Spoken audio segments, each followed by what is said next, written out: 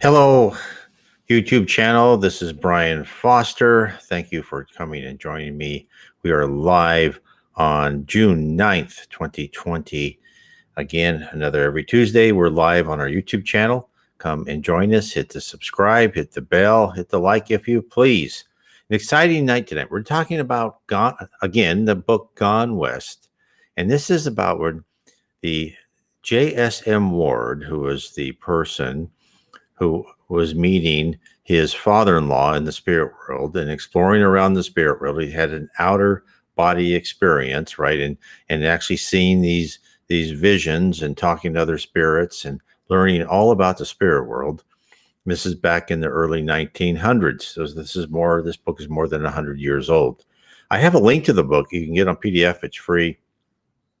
It's a fascinating book, and it's good reading for anybody who's interested in what the spirit world is like. Now, if you really want the best information, is to go to Spiritist literature, such as the Spirits book, and my books, Heaven and Below, Spirits and Spirit Universe, and How We're Guided by Spirits. But this one is very interesting too, because I always like seeing different points of view when just like people seeing the same movie, everyone has a little bit different idea. And this is J.S.M. Ward's, what his experience were, and a lot of it is very parallel to Spiritism. There's some things that I will discuss and kind of give you my opinion on how I think that he may have misinterpreted. But most of all, I think he's done a very great job in faithfully reproducing what he went through. So let's begin, because this is fascinating. So he's saying that he had a transvision, and he dated this May 18th, 1914. This is what he said. I again saw myself lying asleep on the floor, but now I was on the bed, but this time did not feel nervous. The room seemed to get more and more distant and then grew nebulous. It seemed to be enveloped in a mist, and then gradually this mist took shape and form, became solid, and lo, the landscape with which I was now familiar. Below me was stretched a beautiful tract of country bathed in a soft evening light. Now he's in the spirit world, so I'll carry on. I floated down onto a grassy hill and saw below me in the valley the town in which H.J.L. now lived. That's his father-in-law, who is now in one of the levels of heaven. I'll carry on. Soon I was able to pick out the roofs of the college, I should say, and turn my steps in that direction. The route I took led me through a beautiful wood, amid the branches of whose trees birds were singing merrily.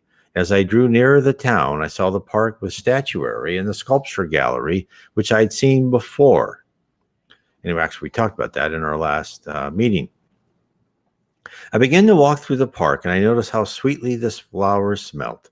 Large numbers of spirits were constantly passing me, and several gazed at me intently, as if they felt I was in some way different. At length, two young men stopped and said, "Who are you? Are you dead? You do not look quite like one of us, and yet if you are not dead, how come you here?" And I replied, "No, I'm not dead, but somehow I have developed in such a way recently, since my father-in-law died, that I'm able to come and visit him here and even carry away a remembrance of what I see." And then one of them said, "Well, that's very funny. I wish I'd been able to do that when I was alive." And then the other inquired, "Can you visit any other planes of existence besides these?" And he said, "No, but I meet others who have been selected by my father-in-law, and these give me accounts of their experiences in hell and in the plane above, and also in the astral plane." Well, the taller of the two said, "Well, you're jolly lucky. We know practically nothing of either hell or the plane above, though of course we do know something of the astral plane. You might tell us something about them. Come, let us sit by the fountain." And I sat down with them and had just begun to relate some of the officer's adventures when I saw H.A.L. hurrying towards me. He was evidently annoyed and said, "Really, Jack, you ought to have known better than to sit down here chattering when the officer and I are waiting to get to business." And the two strangers at once apologized and explained that it was their fault. H.A.L. answered, "Well, that's all very well, and I know you meant no harm, but if you want that sort of information, come to me for it, and you shall have it. My nephew's work is to give it to those who are alive on earth, not to preach to those who, having died, have come here." Then he said, when we then parted and I went with H.A.L. through the streets, which seemed fairly full of people, into the college. In the room, I found the officer waiting. Now, we're going to talk about the officer in later programs, and there's a whole second book about the officer. Now, keep that part and talk about that separately. And it's a very interesting part. And the officer went down into the lowest levels of hell, purgatory, the dark abyss, the Spiritism calls it. And it's just, just fascinating, scary and fascinating at the same time. So let's talk about what Spiritism tells us about what did he see, right? What did J.L.M. see? Well, his description of people walking around, people doing things, flowers that smell good, birds, the light, it's all is all the same as what you get from people like Henri Louis going to No Solar. Said that the birds are there, the flowers are always in bloom, the trees are wonderful, right? And he said there's a soft light. So I would say he's probably an upper level of the umbral in some sort of intermediate place before you get into one of the lower levels of heaven. That's just my guess. I could be wrong. So let's talk about these two guys that didn't know anything about what was going on, and then what do they think? And let's talk about what Spiritism thinks. So I'd previously talked about in other videos about the help given to the dying and the souls who passed over from the physical world to the other side. Now, in the series of books by the spirit Henri Louis, psychographed by Francisco Chico Xavier, I heartily recommend all of his books. And you find that Xavier, Xavier, and put in Francisco Xavier, and you'll find his books. You can also go to my site, NW Spiritism, click on the picture of Allan Kardec, and it'll take you to a bookstore. You can find a lot of books by Chico and Allan Kardec and Yvonne Pierre and some others. So that you can learn a lot about how people are helped into heaven. But the subject is also reviewed in the Reverend Owen's book, which is a collection of 4 of his books, which is The Life Beyond the Veil in the Lowlands of Heaven section. And that I go his book a lot in my book, Heaven and Below. So this is what his mother talks about assistance given to the newly dead. She says this: "Now let us see if we can impress you to write a few words of the conditions which we found when we arrived here. The conditions, that is, of those who pass over here when they first arrive. They are not all of an equal degree of spiritual development, of course, and therefore require different treatment. Many, as you know, do not realize for some time the fact that what they are would be called dead, because they find themselves alive and with a body, and their previous vague notions of the after-death state are not by any means lightly thrown away." End quote. Now, we have seen in Spiritist literature, even among those who have the slightest spiritual inclination or knowledge, are quite rightly confused. Even those who are spiritual and practice one of the religions are often taken aback. Most are taught we become another being, or we are sent to heaven right away in the form of an angel. We cast off not only our bodies, but our baser characteristics and transform into graceful and noble entities. Imagine the surprise when we find out we are who we were.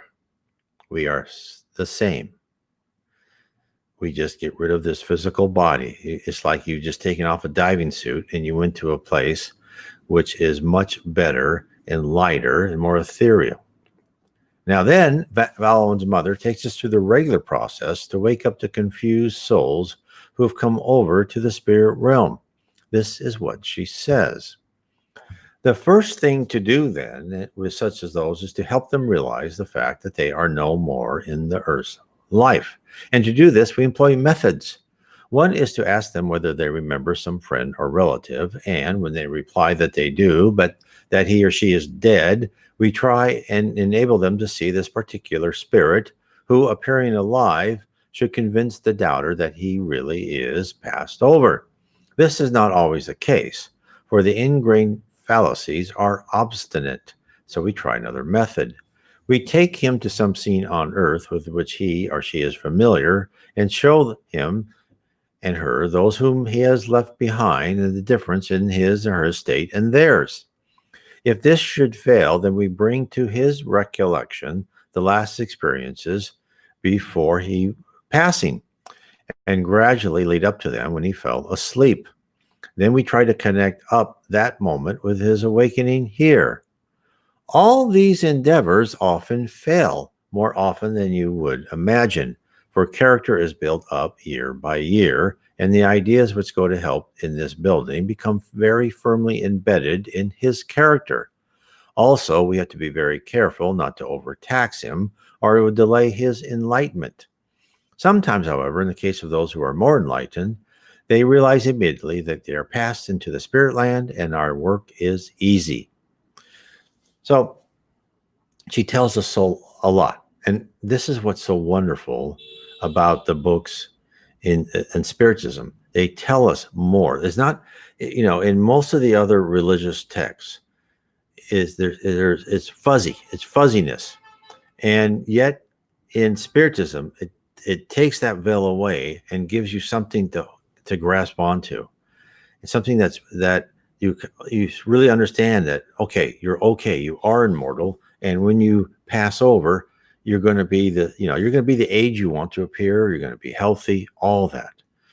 So this is why it's very important to understand what Spiritism is telling us, because then once we understand what's on the other side, we start to understand why we're here. Let's get back to how spirits are helped. So the last thing that most of us expect to be when we die is the continuation of what we were before death. Now, Andre Louise wished to explore exactly how a spiritually aware person felt after their death. Now, in the book Workers of the Life Eternal, psychographed by Chico Xavier, Andre Louise is given permission to ask questions to Demas, that's the person who just passed away. Now, Demas was an untiring medium. He worked for the good of incarnates and discarnates. So hence, Andre was part of a spirit team who was sent to help Demas disconnect from his physical life. It is worth noting that one of the main obstacles was the desire of his family for him to recover and once more be part of their life. The thoughts emanating from Demas's wife and children kept him tied to earth. The spirit team had to resort to the camouflage of making Demas appear to recover, so his family would leave the spirit team a few hours of peace to begin the process to bring Demas over to the spirit realm. Let me stop there for a second. This happened with my own mother. I'm sure this happens to a lot of people. Is the family's around the person who is not in good shape, who is dying, and yet somehow they look like they're getting better. We can go home and have dinner, or we can go out, or we can just go rest for a minute. And the spirit world does that because this is where you have to understand how thought is action in the spirit world. And even our thoughts in our physical world, if our thoughts are, we don't want that person, please let that person live, you're holding them into that body who is really ready to go to a much better place most of the time. And, so if your friend, family, or whatever was a good person, you should say, I know you're in bad shape. God bless you.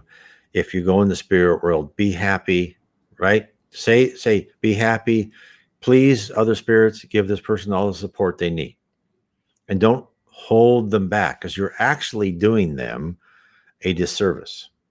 So then Demas died, right? When the family left, they had some time alone.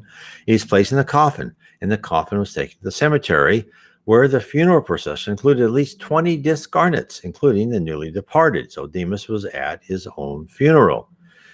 And at the ceremony where Demas is being buried, Andre asks his director, can he pose some questions to Demas? And the director gives his permission. So Andre turns to Demas and says, are you still experiencing any physical pain?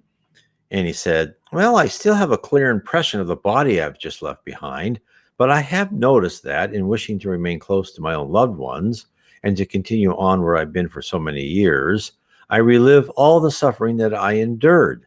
However, when I resign myself to accepting the higher designs, I immediately feel lighter and comforted despite the short amount of time I have been awake.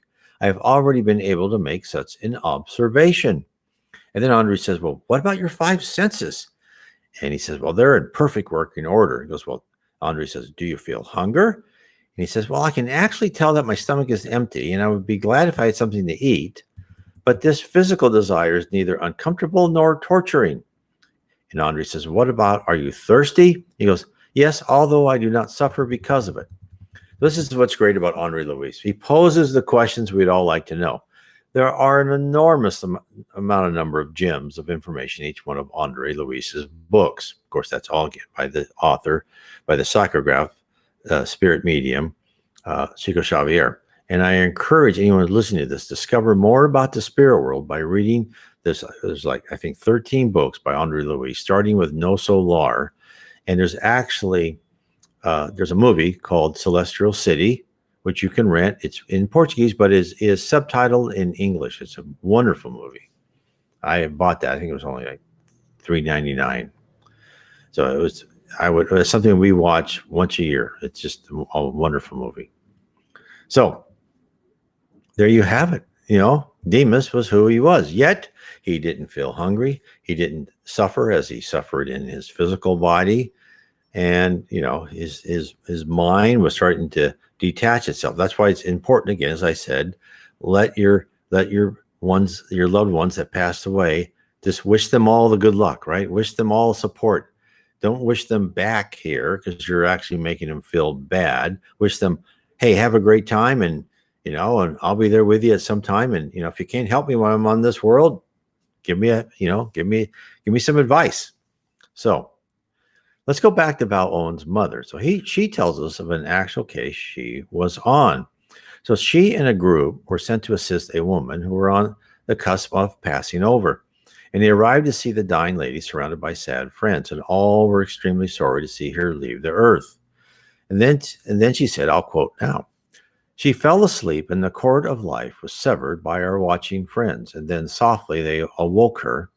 She looked up and smiled very, very sweetly at the kind face of one who leaned over her.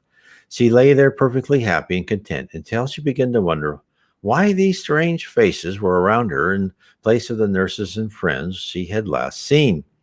She inquired where she was, and when she was told, a look of wonder and of yearning came over her face, and she asked to be allowed to see the friends she had left, and this was granted her, and she looked on them through the veil and shook her head sadly. If only they could know, she said, how free from pain I am now and comfortable. Can you not tell them?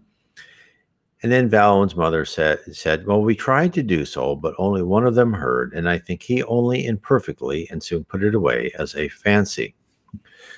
We took her from that scene, and after she had somewhat gained strength, to a children's school where her little boy was. He must have passed some years before she had died. And when she saw him, her joy was too great for words. And that boy had been placed in that school ever since she had died. So then the child became the instructor to his mother, and this sight was a pretty one to see. He led her about the school and the grounds and showed her the different places and his schoolmates, and all the while his face beamed with the delight, and so did his mother's. We left her a while, and then when we returned, we found those two sitting in an arbor, and she was telling him about those she had left behind, and he was telling her of those who had come before and whom he had met, and of his life in the school, and it was as much as we could do to tear her away with a promise that she should return soon and often to her boy. So, for those who have lost children, and those who, when I just say that the mother was taken from her child, don't worry. The mother was taken to a place where she could recuperate a little bit more, and after her release, she would be back working with her son. But also for those who have lost children, they're all taken care of, and they're in wonderful areas in the spirit realm. Now, some children who are more mature spirits, because after all, we're immortal spirits, they will revert back to their mature level. Other children will be re-raised in the spirit world. Now, also, before I forget, as this lady who fell asleep and wanted to see her friends. When my mother died, she was in a hospital and she was going to have a pacemaker put into her. And then after the operation, we came and visited her, and then and she said, okay, she's in the ICU. She was going to be here that night. And we went home. And about 2 o'clock at night, we got a call saying my mother passed away. And then I went back to bed. It's a very interesting. And when we visited her, before I go on what happened the next day, before we visited her, we talked to her. She goes, "Oh," she goes, the doctor came and looked at me like he really loved me." And I was thinking, that should have been a hint of what was going to happen that night. And I thought, I think that's my dad who had passed away before. I don't think the doctor was looking at you like he really loved you, but I could be wrong, right? I didn't think of it. So the next morning, I woke up and I walked into her room because she lived with us, and I just felt her presence. I knew it was my mom, and I said, "Mom," goes, "Why are you here? You you've passed off. You should be in heaven. Now open your eyes and look for Dad. He's there. I'm sure he's somewhere around you. Look for him. You are in great place, and we're going to pray for you." And I said, "There's a heaven, right?" Because we've been talking about spiritism with her, and I just tell you, I mean, I could feel her right there. There was just no doubt in my mind, and so I thought that was very interesting. So, and there are many examples like this, right? And in the 1850s, when Allan Kardec first codified Spiritism to the present, we've been given a clear and consistent picture of what death really is. And this is what's the wonderful thing about the internet, because people are now being able to show their near-death experiences, what heaven is like, and meeting other family members who have passed on and talking to them when they are in heaven. So then all of this happened, and then a medium wrote me, and a very wonderful woman. And this is what she emailed me. She says, I didn't know. Because, my most recent events are involved Chico Xavier's No Solar. Because I was someone who remembers being a helper, someone who helped people pass off. Because it was exciting to see home identified. She goes, she had not been aware of Spiritism, and she thought no one would ever, be sympathetic with her point of view about how the spirit world really was.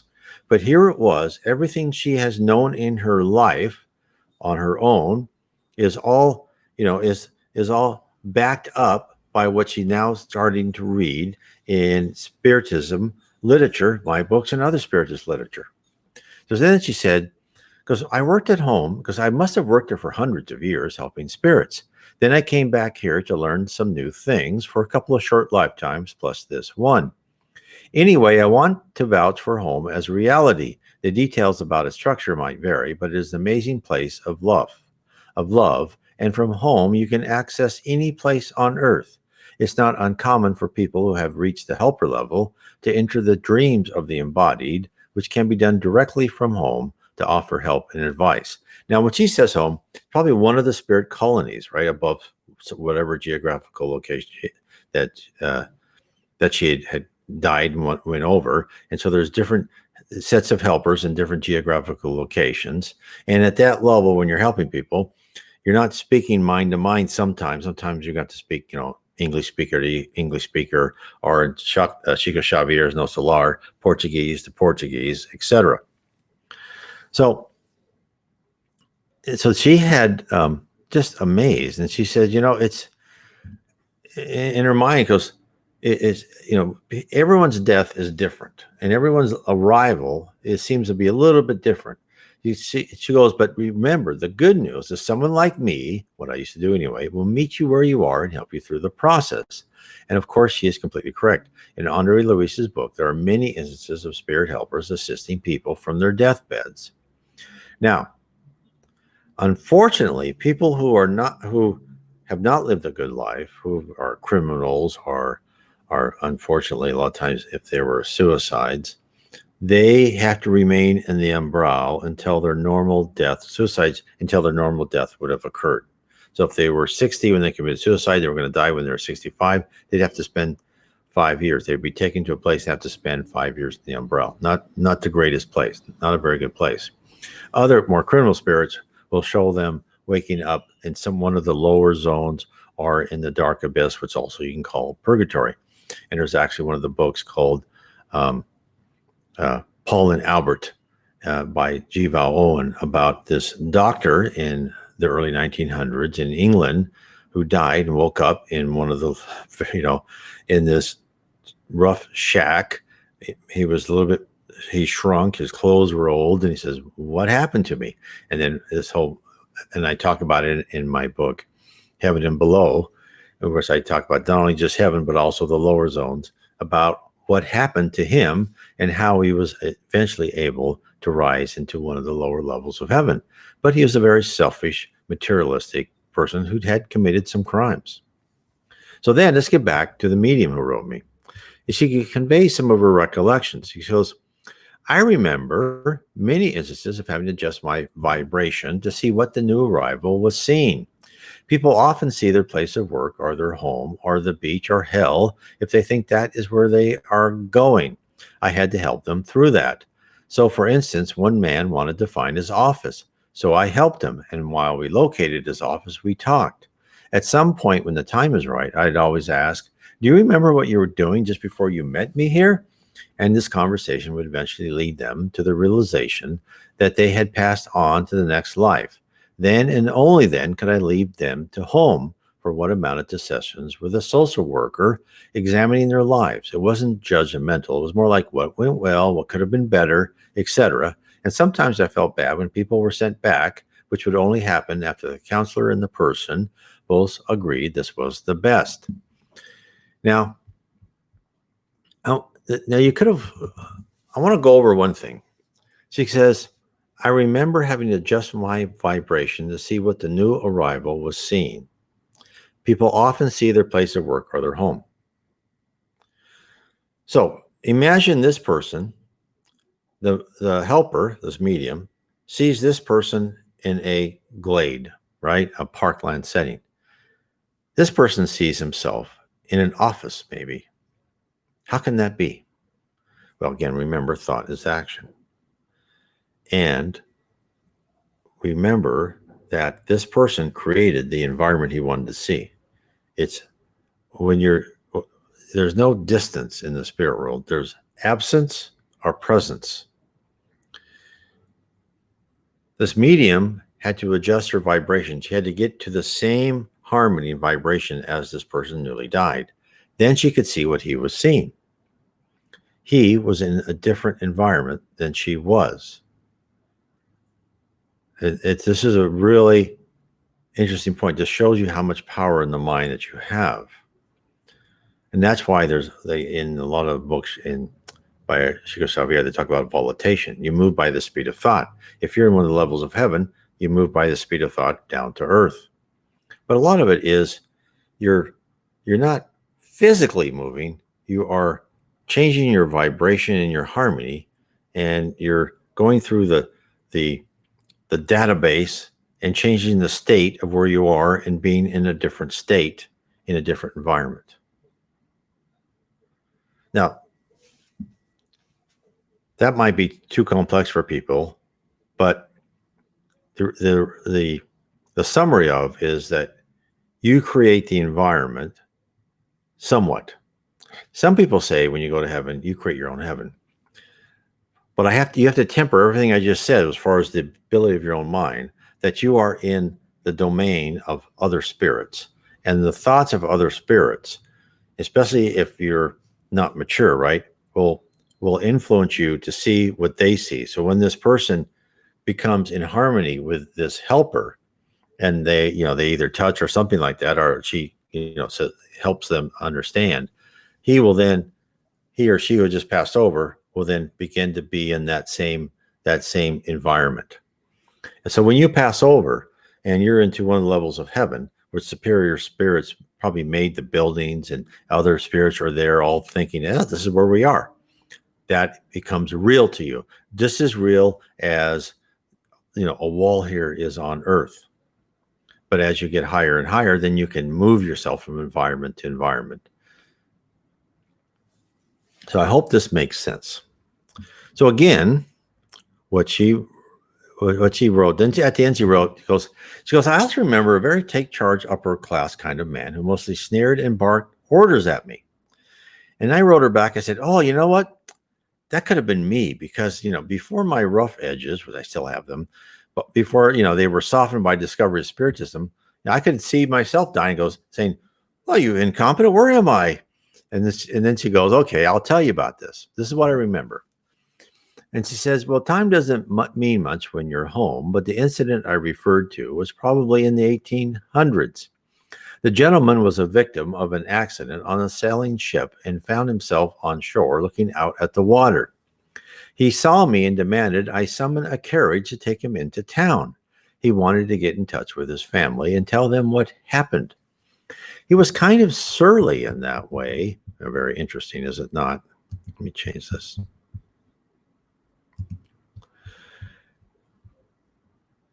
And he was surly in the way that people who expect others to jump and when they speak tend to be. So I explained in a loving and compassionate way that his transportation would be along soon, and why don't we talk while we wait?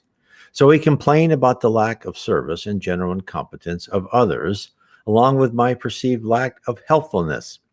And we sat on the hillside and waited, and he talked a bit of his life. I don't remember the details, though. Eventually, as he calmed down, though still frustrated, I asked the question, do you remember what you were doing just before you met me here?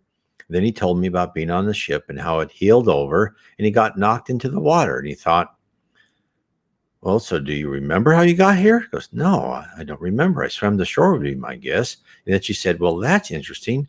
Why aren't you wet? And he goes, I don't know. I dried off. Really? When did that happen? And so on. And eventually a light clicked. And he says, did I die? And she said, yes, your feelings are true. Listen to them.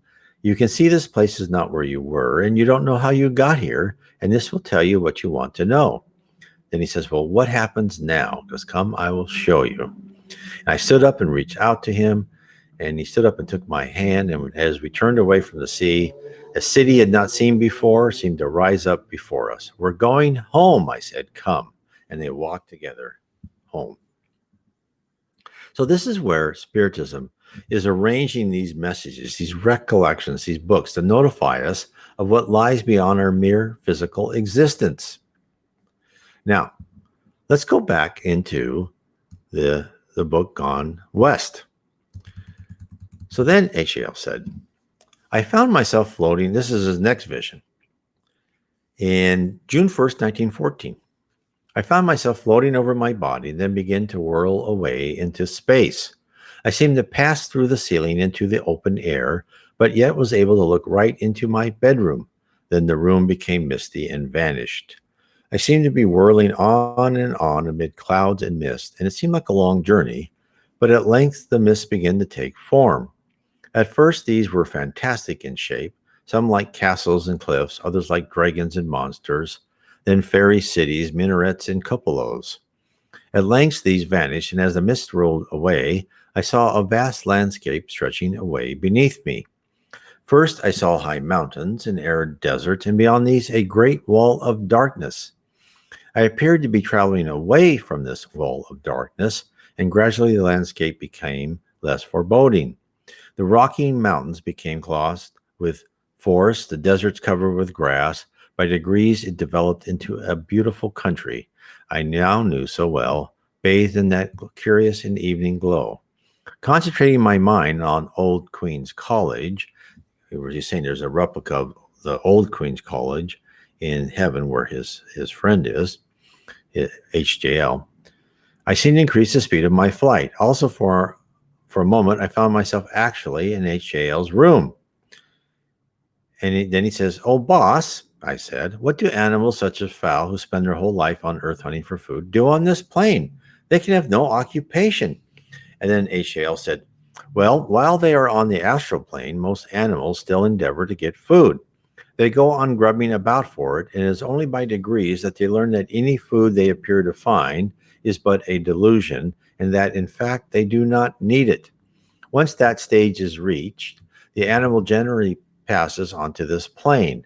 Many animals, such as the most of the carnivore, seem quite unable to learn this lesson and remain on the astral plane, still hunting astral deer, which they never catch. And then he asks, are there men who go on hunting animals which they never catch?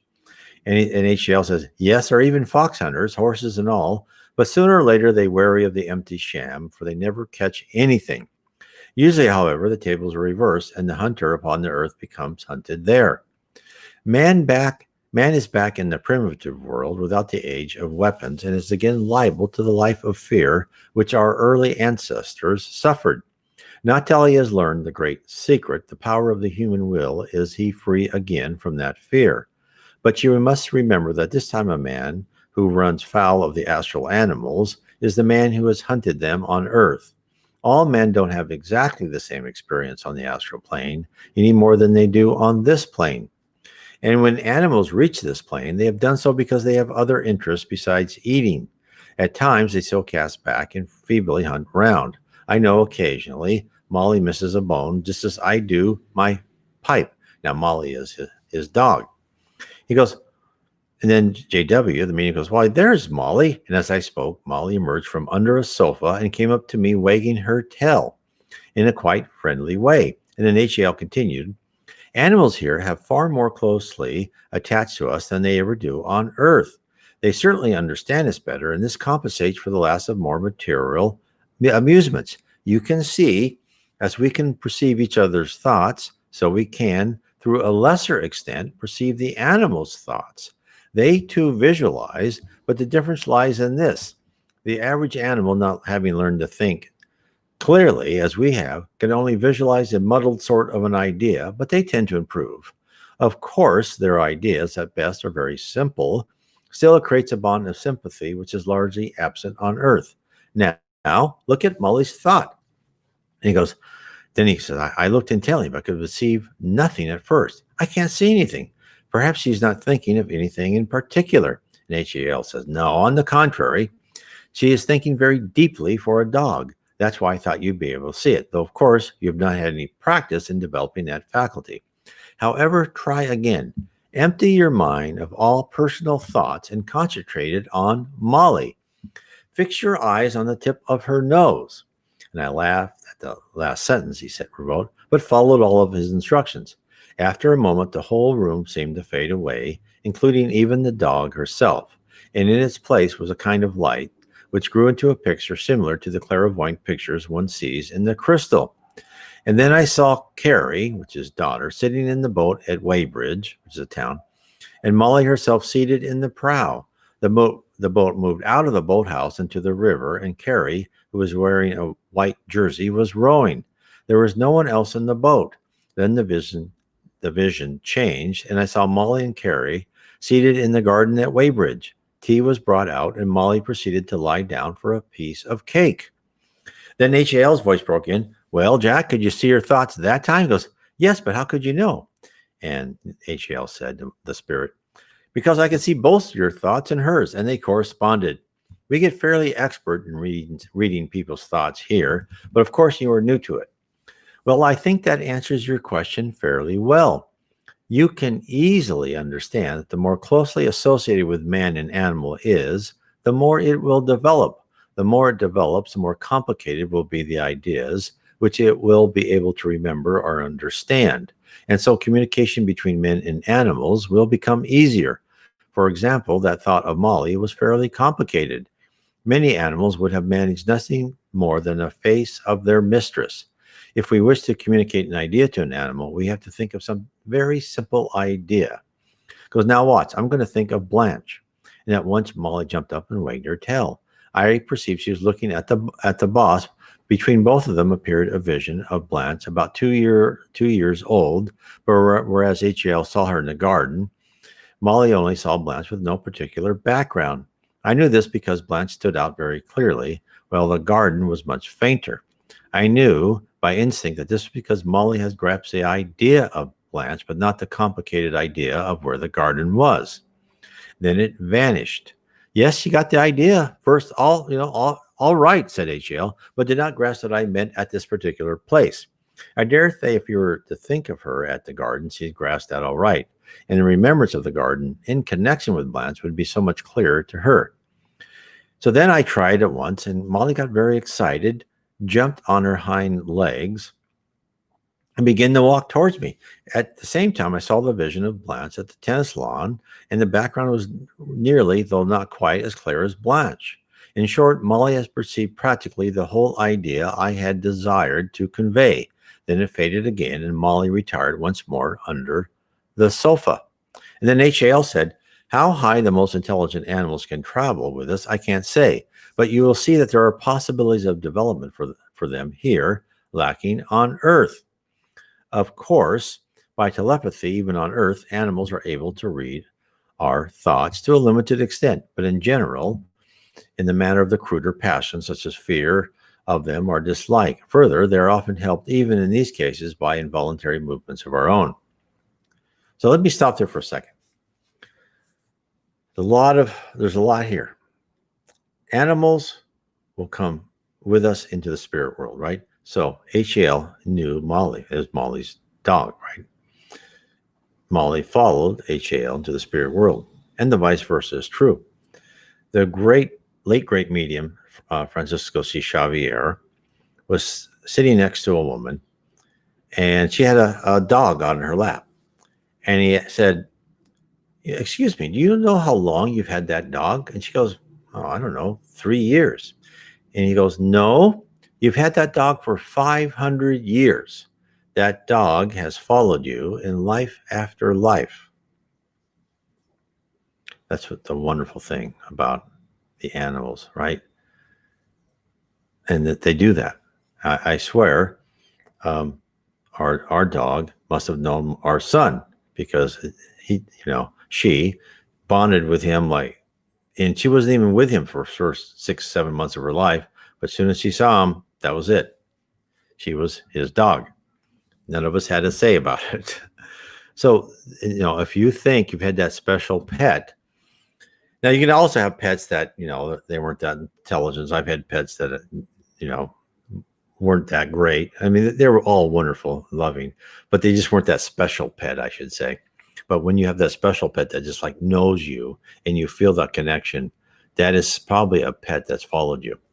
Now, Spiritism also tells us that as we advance and we go into higher and higher worlds, like right now we're on the planet of atonement, going to a planet of regeneration, the intelligence of the animals in these higher worlds will also be increased. So then we can start communicating mind to mind, and they'll be able to take more and more advanced ideas when we ask them to do something. You could be like, okay, that commercial where he tells the dog to go get him a beer, that could be possible in the next level in a planet of regeneration. Who knows? But I'm just saying those, the dog will be able to get much more intricate thoughts. So anyway, let me go on the subject. So then he says, JW goes, well, thanks. He goes, how are we communicating now? We appear to be talking. And HAL says, by telepathy, our minds are used to the idea of talking, translated into words. But of course, we do not actually use words here. You would perceive the force of this at once if you were communicating with a Frenchman. To him, you would appear to be talking in French, and to you, would seem to be speaking in English. It is only when we get to the earth plane and try to communicate through a medium that we have to employ actual language. Now,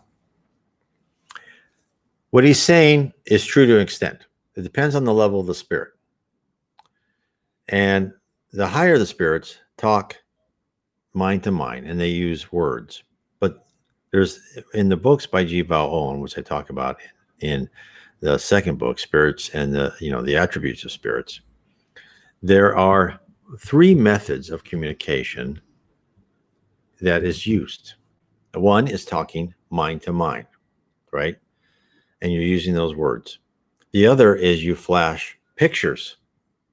And so what they'll say, many times they'll use a combination of words and pictures. And that's not just for someone next to you. That could be someone in 5 levels down in heaven or a spirit on earth, right, trying to help someone, and you're talking to them and saying, I need you to go here, and you'll give the words, and you'll give the place, the picture of where that person needs to be. And what they'll say is, what happens when you give this picture, it looks like a little spark coming out of your mouth. And I found that fascinating, because then I thought, remember in the book of Revelation, and they talked about, this Jesus on the throne, and swords, lightning would come out of his mouth as he was giving people's orders. And this was corresponded in the books. Spiritism was saying that, yeah, when you send that picture, it's like a little flash leaves your mouth and it goes to wherever you're trying to send it to.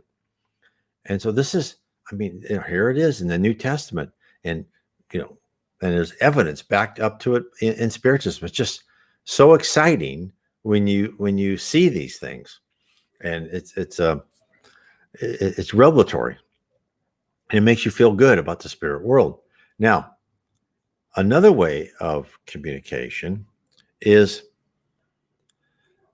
that they will also, when they need you, is they will physically talk to you, right? They can talk to you through sound vibrations. And if the spirit isn't very advanced, and if you're talking to them in a certain language, they may or may not understand it. But this is what happens. So if you have a spirit on the lower zone, what happens is, for all the lives that you lead, your perispirit will pick up the different languages. So whatever like this lower spirit is talking to you, whatever language, if you had been in a life where you spoke language, say you spoke Tagalog or Spanish, right? And in some previous life, that person would speak to you in that, and it'd be automatically translated by your perispirit into whatever language you're comfortable in, English or whatever, Portuguese. And so that is another way of how spirits communicate. Even when there's voices going on, and one of the spirits, maybe like the person who doesn't really quite grasp the ability to read minds yet, the person talked to them. If he talked to the Frenchman, and the Frenchman wasn't able to talk to his mind directly, if he'd ever incarnated in France before, in a French-speaking place, he would understand him, because your perispirit is the automated translator. That just shows you how this data stays with you, right? Our data is always there with us. This is the universal cloud of the supreme intelligence. This is always here. So then he goes on to say, when we perceive each other's thoughts, our minds turns this perception into sight. Both are related to telepathy, but for the sake of distinction, we can correlate perception of visions with clairvoyance. We can employ either method for communicating. So that's when he's talking. With men, telepathy is slightly the easier. It seems to require less will exertion. With animals, however, I find the vision is the best method, probably because they have never spoken on Earth. But of course, both methods merge. Even in our own case, when the officer has been telling you his adventures, you have at times not merely heard, but seen what he went through. And J.W. goes, yes, that is so. Though when writing these visits down, I had not realized it. Well, you realized it now. So this is another glimpse into the spirit universe, of how we communicate as spirits, how there's universal communication, how we can communicate with lower spirits who, not into a lower level of heaven, into the lower zone, or the umbral, they call it in Portuguese, in the dark abyss, which is a type of purgatory where they can still read thoughts, but then other people may not be able. It depends on their level and how aware they are. A lot of people are very confused when they're in purgatory. God bless them all. So I hope this helps you explore some of the aspects of the spirit world and of heaven and other places. It's alive. It's organized. This is. I know this is strange for people, thinking that this heaven is some amorphous thing, and do we meld into the whole, or are we who we are? And the answer is no. You are. In fact, many people don't even know they're dead, just like as I was talking about, because you feel everything's real. Just like on this earth, we feel everything's real. But the difference is you have so much more power. You have the power of your mind, and that is trained into you. So the more when you're in heaven, you go to schools, you go up from one level to another level. You have more, just as I talk about in spirit universe. You when you go from one level of heaven to the next, you don't just graduate with a piece of paper. You're given more attributes. You're given more power. You're given more ability to roam, because you can go from whatever level you're at. You can always go down. You're free to roam wherever you are down, not up, because you can't really stand that. You're not ready for that environment, but you can roam all other places. And so that world is so fantastic that I hope this gives you a glimpse of why we go through what we go through here on Earth. Let me just explain that for a minute. Spiritism tells us we are on Earth to become eventually a pure spirit. What do I mean by a pure spirit? Now, if you want an example, that is Jesus Christ. More close to home, what that means to us is we have to remove the primitive emotions, hate, envy, jealousy, thirst for, revenge, all of that, and put that with honesty, charity, fraternity, the good emotions. Now, it's so easy for me to say that, but in practice it is much harder, because here on earth we think, if I can just keep my mouth shut, no one will know what I think of that other person, right? And as I walk by someone who I don't like for whatever reason, the way they dress or whatever, they won't know it. I can think that to myself, but it's hidden. It doesn't work in the spirit world. If you walk by someone and you're thinking, oh, that person's horrible, that person will be like, why are you thinking that? So what is needed and what people should start working on now, and believe me, I've been working on that for years and years and years, and still not where I want to be, but I'm getting better, is to control our thoughts, because thought is action in the spirit world. So when you see that bum in the street, don't think, oh, that bum was gone. Why is he just polluting the earth? You instead think, oh, that poor person. I may not give him anything because he's an alcoholic, maybe by choice, and you know that, and therefore he needs to go down as a low depth as he can so he can rise up someday.